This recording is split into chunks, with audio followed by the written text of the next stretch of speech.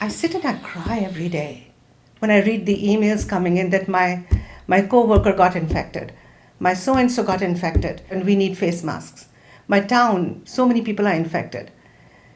And I say, why aren't we prepared for it? I saw the news article about people wearing trash bags, and I'm crying because I've got thousands of yards of material. I just don't know what to do with it. In January, I was getting calls from overseas, from places like Vietnam, Hong Kong, and they needed fabric to make face masks. In early February, we started getting mails from US citizens, and they were asking for face mask fabrics, which are the best ones to use. From mid-February, I was telling people there's going to be a shortage of masks, so why don't you get into this, start making them, and no one was really listening.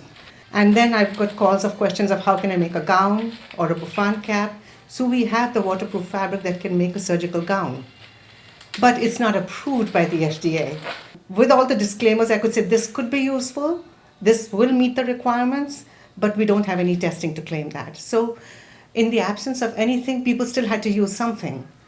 And the sad part is we had so many thousands of yards of fabric sitting here, but neither the government nor the Department of Health nor anyone got involved in saying, there is this line, this source where we could provide everything that was required. And now we are at a big shortage.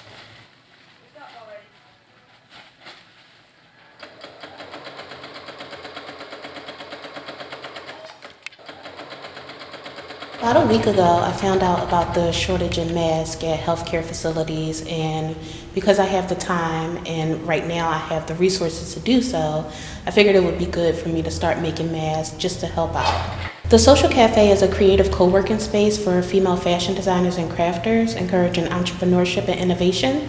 So here we have a bunch of different sewing machines, different sewing equipment, and because I have this equipment here, I'm able to make the mask.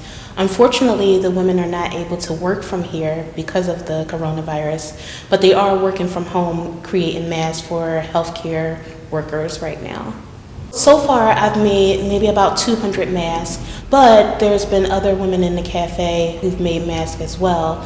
So I'm going to say it's probably along the lines of maybe 600 masks that we've made so far within the past week, which is great. We're still trying to push for more. I know that the city of Philadelphia is pushing an initiative for more people to make masks, and hopefully together we can make enough that'll impact the healthcare system and make a difference.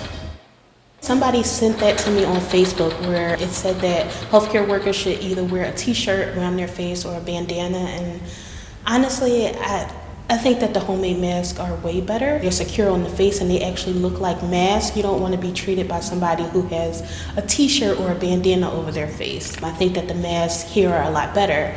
But there's also been people saying that the homemade masks won't work and they're not really efficient. And I don't believe that that's the case. I think that anything is better than nothing. To create a mask, you need a lining and then you also need a face fabric. You need elastic, and if you have scissors and pins, that's pretty much it. It's not about perfection, and that's what I told a lot of the members of the cafe. It needs to be able to be proficient and you can use it. From start to finish, about 10 minutes to create.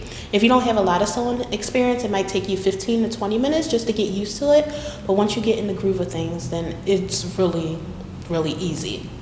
Right now, there's not a specific goal that we're trying to meet because we don't know when the hospitals will be able to get their usual supplies. We're just trying to get as many out there as we possibly can. I thought we would be better prepared. Because when I saw it coming, I was saying in January, I was telling everyone, I said, pretend as if everyone is infected and hope that they're not. I thought the government or the Department of Health, or they would be better prepared, not with the test. I'm not worried about what is the testing, etc. Why they did not prevent the spread of infection.